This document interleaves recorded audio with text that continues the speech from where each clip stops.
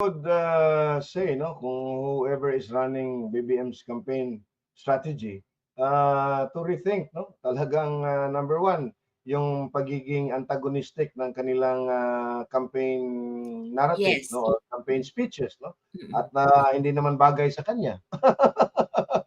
Nag-uutal-utal pa kahit binabasa, putang ina. May mga fake news pa, di ba? May Mm. mga nababack to you pa, no? So, at talaga namang ano, alam mo, Pards, no, you know why they are failing? Because you are supposed to be in the administration. Ang kampanya mo, if you are an incumbent administration talaga, if you're a campaign strategist, is talagang to drive down to the vote, the electorate, ano yung nagagawa mong maganda Mm.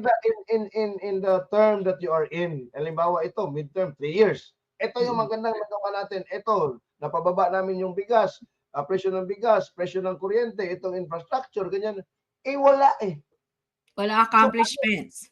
walang accomplishments eh. So, ano ngayon ang the best next option mo?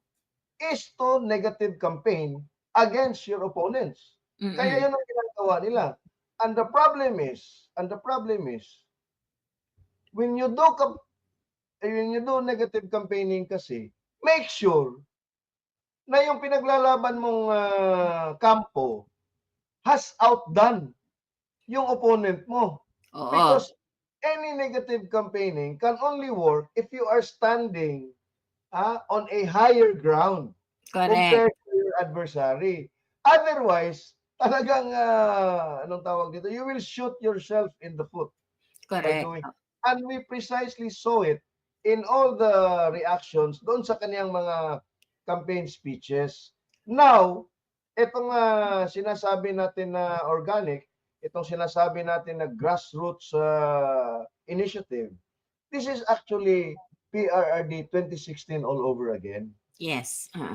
Yan talaga ang hindi nila in-anticipate. They are still in denial that the old man still has the charm, he still has the charisma, and he still has the draw to the from the Filipino electorate. At sinasabi ko na nga to, I've gotten hold or I've gotten wind of some information na yung kabilang kampo nga, may internal survey yan. 92% ang endorsement power ni PRRD in their internal surveys. Mm. Kaya they are still trying to destroy Digong and Sara Duterte. Because they are trying to really demolish the Duterte brand. Correct. And I don't know if how they will do it because apparently they're failing and failing big time. Oh yeah, because